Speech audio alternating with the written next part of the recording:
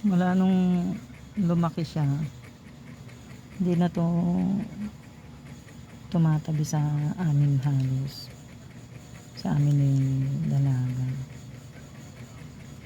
Huwag mong pakialaman yan. Maligalig ka na, matulog ka na. Nananahimik na pakikialaman mo naman yan.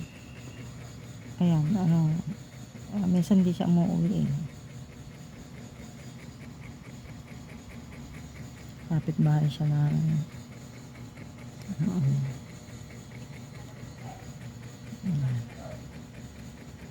parang 3 gabi na ata, 2 gabi na siyang sabi ko kay dalaga ayusin na tong higaan ba, siya pa yung naunang umakyat pagkalatag ng sapin, siya yung kaunang umakyat dito. Yan. Nung maliit pa siya, 2 pa lang sila, siya ang pangalawa. Nung maliit pa siya,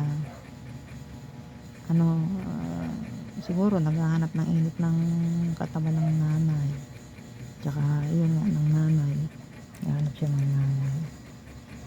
Kahit may kulambo kami, kahit na nandun kami sa baba, sana ayaw namin siyang, hindi namin siya kasi meron silang higaan, maakyat talaga siya sa higaan namin, maalam siyang pumasok ng kulambo eh.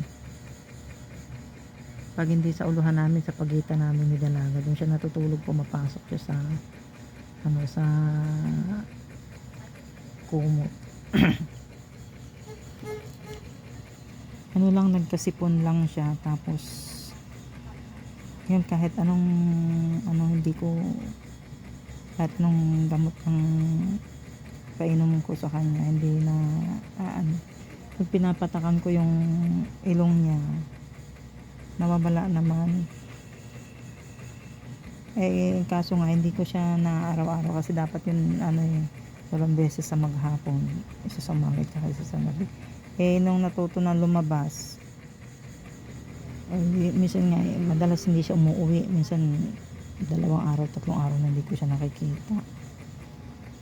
Ayan, tapos napansin ata nung katapit ng pinto namin, kapitbahay namin, na ayan, babae siya, tapos nga parang na buwan na kasi siya magpipito na. Wala akong kaalam-alam na kinidnap niya pala. Na-register niya, dinala niya, private pa naman yung vet,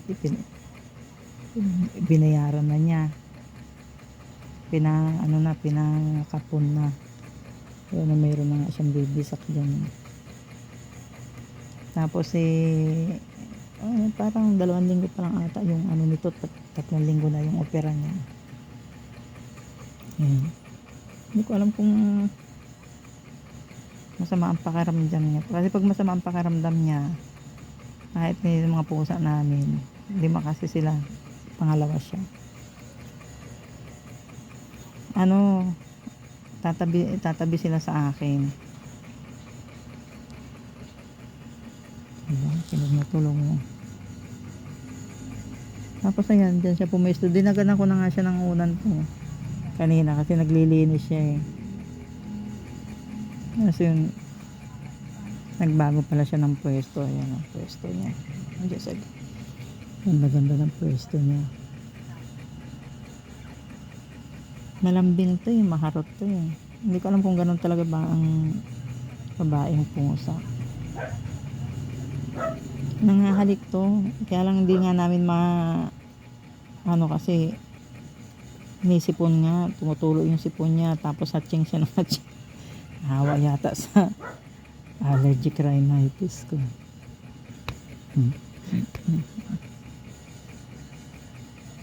Siya yung naging dahilan at ako natutong search sa TikTok ng mga ng pusa, gamot, vitamins, kasi nga hindi siya nawawala ng sipon. Ayan, dyan siya, katabi ko. Tapos ito dito sa kabila, may 2 pang ayaw matulog. Ayaw pang matulog. Harot-harot pa. Itong bulinggit na to, ito pasimuno ng kaharutan. Yan. Siya si Kidlat. Hindi.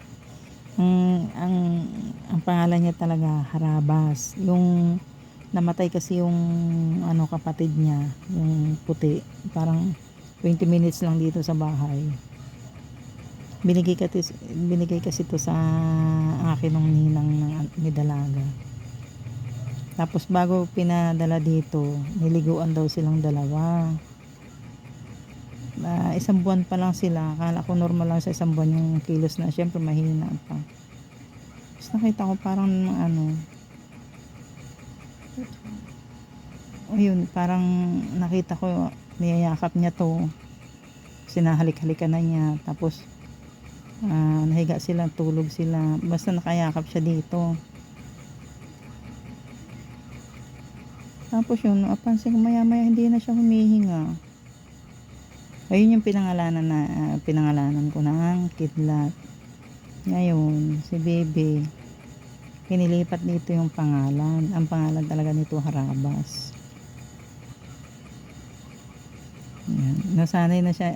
Ako tinatawag ko siya Kidlat. Dati nasanay siya pag tinawag mo siya ng Harabas, lilingon siya. Kaya ngayon dalawa na yung pangalan niya. Tapos hindi na siya natatawag ng Harabas, kung Kidlat na lang.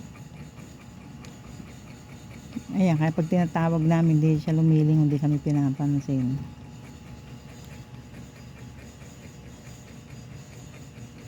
Dalawa lang sa 5 pusa namin yung marunong tawagin sa pangalan niya. Yung panganay at saka yung bunso, si Tapi at saka si Orange. Hoy Orange, hindi mo yan. Yan, si Orange na makulit pa. Oh, diba? Nakahiga na yan kanina si Yaman eh. Binubulabog niya pa eh. Tulog ka na. Kaya hindi ka tumataba eh. Para ka ding tulog manok ka rin eh. Ano ka, senior na? Tulog ka na. Tantanan mo na dyan si Yaman. Gusto niya kasi lumabas yun.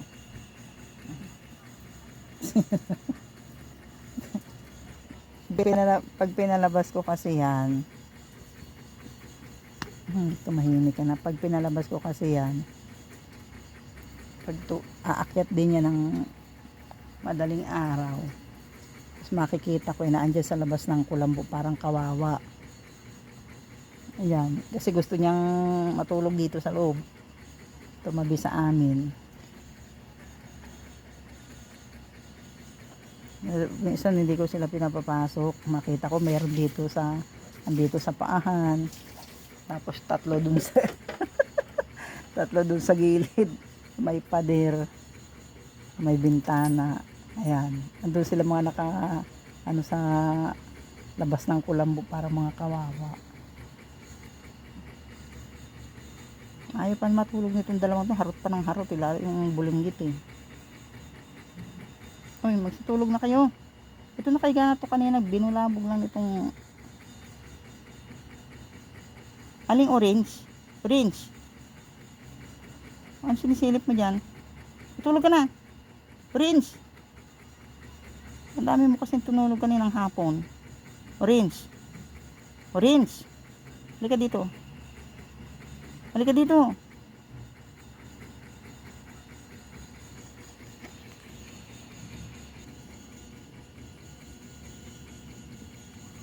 Diba? Susuntukan pa talaga sila. Pag naramdaman kayo ng ate nyo dyan, sabi ko sa inyo, yuhulog kayo doon sa lupa. Kanina pa kayo pinagbabantan yan, magulo ka kasi, orange ka. Diba? Mukha na ng tao yan. Mukha na ng tao yan.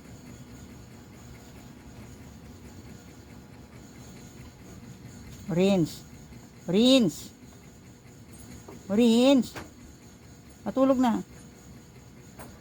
Para kayong mga gusto nilang bumaba. Gusto nilang lumabas. Hindi sila makalabas kasi inipit ko yung kulambo.